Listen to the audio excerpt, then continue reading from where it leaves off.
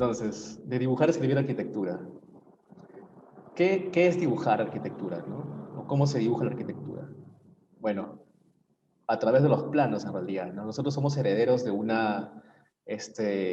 somos herederos de una historia arquitectónica que surgió en el Renacimiento o resurgió en el Renacimiento y que empezó con estos planos, bueno, con los planos de la Catedral de Florencia, Santa María del Fiore, que Brunelleschi diseñó, ¿no? Aquí, en estos planos, es interesante porque él dibujó la propuesta que era solamente la cúpula, con una forma muy diferente, ¿no? En esta cúpula hizo un cambio totalmente desde el gótico hacia un estilo nuevo, revolucionario en esa época, ¿no? Entonces, y creó, empezó con la arquitectura del Renacimiento. Entonces, aquí lo interesante es que en el dibujo, por primera vez se hizo arquitectura con dibujo, por primera vez creo que desde la antigüedad, se hizo arquitectura con dibujo, y no solamente eso, sino también generó conocimiento con el dibujo, ¿no? Porque el dibujo es una forma de generar conocimiento finalmente. Y el tipo de arquitectura nueva que hizo fue esta, ¿no? Que era muy diferente a las iglesias góticas. Parte de esa herencia bueno, la siguieron los arquitectos del movimiento moderno, como Le Corbusier, Plano Wright o Mies van der Rohe, en sus diferentes edificios, ¿no? En sus diferentes obras de arquitectura, que están basadas, o sea, en el dibujo como herramienta para proyectar, para transmitir información y para generar conocimiento, ¿no? Y también en Perú podemos ver en la arquitectura contemporánea podemos ver esa tradición, ¿no? Esa tradición que viene desde el Renacimiento occidental.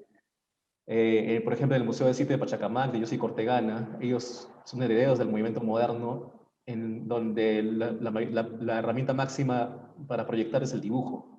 En Berkeley Cruz también, ¿no? Ellos son estudiantes de Siriani, y Siriani es como súper admirador de Le Corbusier, ¿no? Y todos se basan en el dibujo y en cómo hace su arquitectura a través del dibujo. E incluso 51 arquitectos que hacen casas muy diferentes a los demás, también usan representación, usan dibujo, pero no usan dibujo a mano, usan dibujo en computadora. Por ejemplo, esta casa, la casa Pachamanca, que es la casa de Gastón Acurio, fue diseñada en SketchUp, ¿no? Como muchas de sus obras así diseñadas en SketchUp. Sin embargo, sea a mano o sea en computadora, es lo mismo, es representación, ¿no? Entonces, quiero decir que dibujar es representar, y representar produce conocimiento, ¿no? A través de la representación se entiende el mundo de una forma muy diferente a lo que les voy a contar ahora. Y bueno, la Universidad de Harvard hizo un curso muy interesante de arquitectura de Imagination, donde justamente mencionan cómo es que el dibujo produce este conocimiento y cómo es el conocimiento que se ha desarrollado a través de las épocas, ¿no? Comenzando por el Renacimiento. Entonces, escribir, ¿no? El tema de la conferencia. Escribir, yo no me refiero a escribir como hacer un texto, ¿no? Para hablar de arquitectura. No me refiero a escribir como hablar de arquitectura, sino me refiero a escribir como diseñar. ¿Cómo se escribe la arquitectura? Pues con algoritmos, ¿no? Ya existen herramientas digitales como Grasshopper o Dynamo que pueden hacer algoritmos para diseñar arquitectura diferente, ¿no? Entonces estas son herramientas de programación visual. Ustedes saben que la programación se ve así, en realidad, ¿no? Es texto, es una escritura de verdad, ¿no? Pero estos algoritmos, bueno, las personas que han creado Grasshopper o Dynamo han desarrollado este tipo de programación visual para que sea más sencillo para los diseñadores. Y esta programación es basada en parámetros, por lo cual, bueno, toda programación es basada en parámetros en realidad. Parámetros que te delimitan la forma, altura, elementos, cada parte de un edificio. Entonces, si por ejemplo mueves un parámetro acá, el edificio puede rotar o puede cambiar el tamaño, ¿no? Entonces, hay diferentes formas de modificar el edificio a través de esta programación.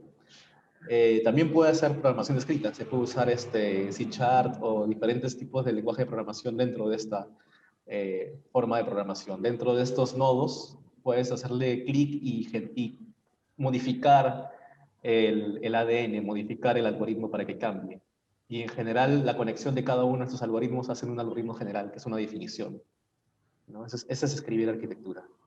¿Y qué tipo de proyectos se pueden hacer con escribir arquitectura, ¿no? Por ejemplo, de Bessel, de Thomas Heatherwick, es un gran ejemplo de esto, ¿no? Es un edificio que son escaleras y que cada escalera, cada piso superior se va ampliando, ¿no?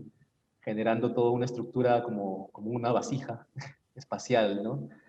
Aquí pueden ver que si bien cada piso es de otro tamaño diferente, todos tienen algo en común, todos tienen como que la misma definición, el mismo ADN en común, ¿no? Eso es eh, porque es un solo algoritmo que genera todo este edificio. O también proyectos como estos, ¿no? Como el Servendi Pavilion de Vic, o es que no veo acá, el Port House and Bears de Zaha Hadid, ¿no? O el Great Court at the British Museum de Norman Foster, ¿no? Entonces, son edificios que también tienen una lógica paramétrica, sea en su fachada, sea en la estructura misma o sea en el techo, ¿no? Es una estructura paramétrica basada en fractales y el fractal es también un término matemático en el cual la unidad, o sea, todas las unidades son diferentes, pueden ser diferentes, sin embargo, todas las unidades tienen algo en común, en conjunto, ¿no? Que es justamente esa definición. Y en Perú hay algunos proyectos que ya están empezando a hacerse con esta lógica paramétrica. Por ejemplo, este edificio que está acá en Lince, que la fachada, esta fachada de acá, tiene una definición muy sencilla, paramétrica, hecha en Grasshopper, muy sencilla, pero es como que un primer paso para seguir desarrollando arquitectura. Más la arquitecta Natalia Bolsakov es la autora de este edificio y de esta lámpara también, que trabaja en su estudio Loop. Ella, bueno, ella ha desarrollado muchos elementos de diseño industrial o experimentos, porque estos experimentos son más sencillos de hacer que un gran edificio, ¿no? Pero después estos experimentos se vuelcan al edificio. Por ejemplo, acá en esta lámpara pueden ver que cada uno de los orificios tiene un tamaño diferente. Y sin embargo, todos tienen una relación en una unidad, ¿no? Todos tienen una sola definición. Y esta fachada también. Bueno, esta fachada sí se repite por pisos. En realidad podría haber sido diferente por piso, pero también las limitaciones constructivas de nuestra realidad lo impide que sea más, que sean algo como esto, ¿no? También la limitación constructiva y también la economía. Sin embargo, es un primer paso, es un buen primer paso como para una evolución en el desarrollo arquitectónico. En EALIME hemos hecho varias conferencias sobre estos arquitectos y oficinas de diseño eh, que trabajan en base al diseño paramétrico o a las herramientas digitales, ¿no? Y son pocos los que están haciéndolo actualmente en nuestra realidad, pero ya existen, ¿no? Y ese es un buen primer paso, como les digo. Entonces, a diferencia de dibujar, que es representar, escribir es simular, ya no es representación, ¿no? Ya no es un dibujo, sino es una simulación. Como puedes ver acá, ¿no? Que este es una simulación física para saber cuál es la estructura óptima en base a la gravedad, en base a unos determinados parámetros, ¿no?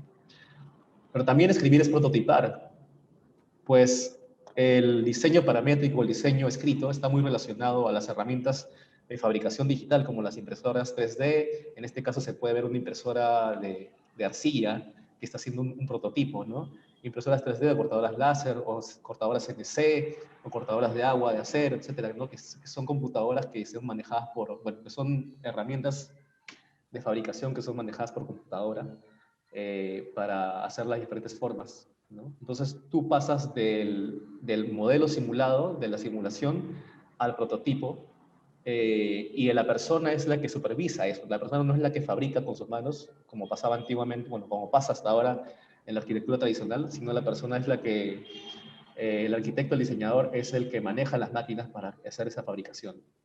Y en el prototipado, lo interesante es que puedes hacer muchísimos tipos de prototipado, ¿no? Muchísimos elementos, muchísimos, por ejemplo, acá son elementos de arcilla, ¿no? Para ver cuáles son las formas, pero no solamente para ver la forma, como sucede, como nos enseñan mucho en las escuelas, ¿no? Sino también para entender cuál es la relación del material con esa forma, con ese diseño. Pues muchos de estos seguramente se han caído, muchos de estos prototipos se han destruido antes hasta llegar a la forma óptima, ¿no? A la forma óptima que te genera un diseño funcional, no solamente en uso, sino también en estructura, ¿no? Y también, finalmente, escribir es fabricar, ¿no? ya que el prototipo, cuando se lleva a escala real, con las herramientas de fabricación, se pueden hacer edificios enteros, como estas cúpulas de tierra que se han impreso en una impresora 3D con unos brazos robóticos, ¿no? O también este pabellón que se ha impreso, son filamentos de un material plástico que se ha impreso con un brazo robótico. Este es por la Universidad de Stuttgart, ¿no? Y este es de Tecla Mario Cunicella, Tecla más Mario Cunicella Arquitectos, ¿no? Y WASP de Italia. Lo interesante de acá es que ya para llevarla a la escala real usas las mismas máquinas o las mismas herramientas como para hacer el prototipo. Entonces, digamos que el prototipo justamente es eso, ¿no? Es como que a pequeña escala es un experimento para probarlo mediante prueba y error. Es un experimento que mediante prueba y error te lleva a la forma óptima que finalmente te va a llevar al trabajo final, ¿no? Al proyecto final. Este es el mismo elemento impreso en 3D, este de acá, en donde se pueden ver varias características interesantes que es imposible de verlo hecho a mano, ¿no? Lo interesante de esto es que han optimizado la cantidad de material de acuerdo a su carga estructural. Si pueden ver en la parte donde tiene más peso, donde tienes mayor carga, tienes mayor densidad del material. En cambio, en la parte donde no cargas casi nada, es casi translúcido, ¿no? Y esto no se puede hacer así nomás a mano, esto se necesita hacer herramientas de fabricación, ¿no? Robots con impresora 3D. Y esas son las posibilidades que nos da el escribir la arquitectura. Entonces, simular más prototipar más fabricar, en este caso producen conocimiento, ya no es el representar, ¿no? Y bueno, quería hacer un paralelo entre el dibujar y el escribir. El dibujar, como decía, es representar y el escribir es simular. En el dibujar, en el representar, tú necesitas una interpretación de parte del constructor o de los ingenieros para que se construya el edificio. Cuando escribes ya no necesitas esa interpretación, porque de la máquina, de la computadora, pasa directamente a la máquina. Y tú lo que haces es supervisar que eso se dé. Pero no solamente supervisas, sino también debes pensar la forma en la que se va a hacer, porque si no lo piensas, no va a salir bien tampoco, ¿no? Entonces, de dibujar se construye, como pueden ver aquí en la Casa de la Cascada, la construcción de la Casa de la Cascada de Frank Lloyd Wright, con muchos obreros, con un maestro de obra, con muchos, con una gran mano de obra que están interpretando esta obra. O sea, y el arquitecto, claro, supervisando de vez en cuando, ¿no? El arquitecto nunca está acá siempre, porque es imposible que estés durante los meses que están desarrollándose la obra. En cambio, cuando escribes, ya no se construye, sino se fabrica, ¿no? Con esas herramientas de fabricación, herramientas digitales, ¿no? Pero también dibujar, bueno, y eso es lo que se produce, ¿no? Un tipo de arquitectura a través del dibujo, con unas herramientas y una tecnología de la época, que es el concreto armado para hacer los volados, y el acero también, bueno, y el acero para el concreto armado, ¿no? Y en escribir arquitectura es totalmente diferente, ¿no? Es una ética que genera una estética, una ética diferente que genera una estética diferente.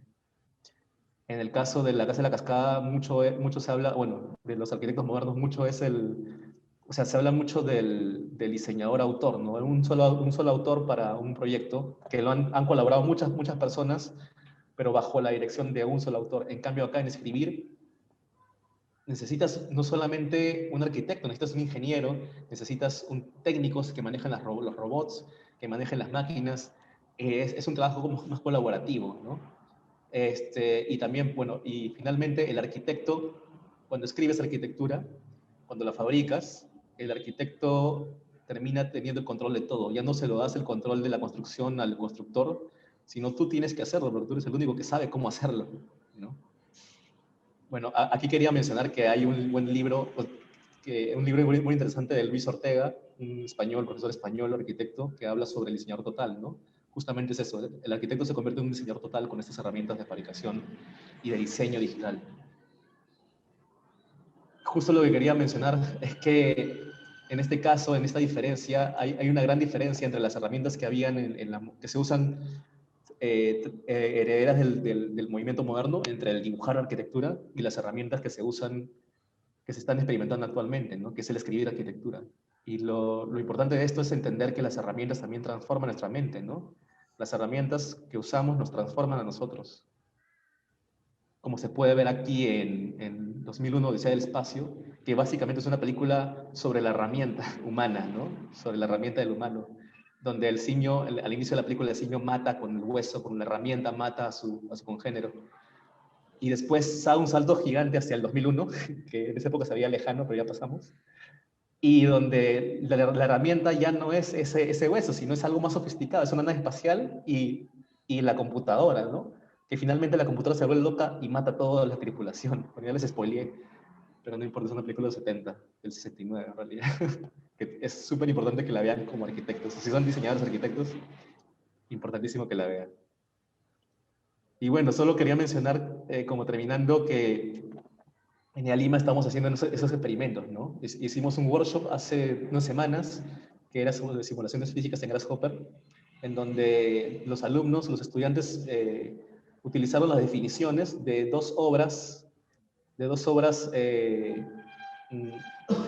paramétricas sin computadoras y dos obras paramétricas con computadoras. Las que no tenían computadoras eran la Sagrada Familia de Antonio Gaudí, el Estadio Olímpico de Múnich de Frei Otto, y las paramétricas con herramientas digitales son el Drone Port de Norman Foster y el restaurante en Yamaguchi de Yungay Ishigami.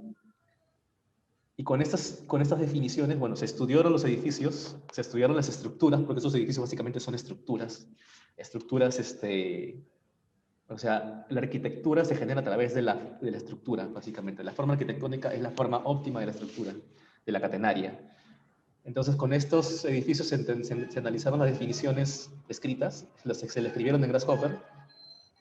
Ah, perdón, antes de eso, la idea de este workshop, era que hacer lo mismo que hizo Gaudí, con pesas y cuerdas y cadenas, con pesas y cuerdas, que eran las simulaciones físicas. Él hizo simulaciones físicas con estas cuerdas y al final las dibujaba. Bueno, estas son, en realidad la foto está de cabeza, ¿no? La idea era que las pesas den la forma óptima de la catenaria y después la dibujaba al revés para hacer la Sagrada Familia. La idea era hacer esto, pero con el software. Entonces, con las definiciones que se han sacado de cada uno de los proyectos, los estudiantes ya pudieron experimentar, ¿no? Estas son las definiciones de la Sagrada Familia y de Frei Otto, los dos arquitectos no informacionales, no digitales, que sin embargo tenían una lógica muy, no digital, sino paramétrica, sin computadora, ¿no? Y los proyectos que hicieron en 2 días fueron muy buenos, muy interesantes, porque en 2 días, que es poquísimo tiempo, de pasar desde cero hasta estos proyectos, nos sorprendió bastante que hayan llegado a este nivel, ¿no? Y experimentaron y se divirtieron haciendo espacios como que termiteros en Marte, o edificios en Arequipa o en Cusco, donde eran algunas personas, ¿no? Algunos de ellos. Entonces, eso es lo interesante y las posibilidades que hay en el escribir arquitectura. Que en realidad no hay tantos proyectos actuales aquí en Perú, en Latinoamérica no hay tantos, y en el mundo hay pocos, pero sin embargo se está experimentando y ya cada vez se están haciendo más, ¿no? Y finalmente en el workshop la entrega no eran planos, porque ya no se dibuja, ¿no? Sino la entrega es la definición, ¿no?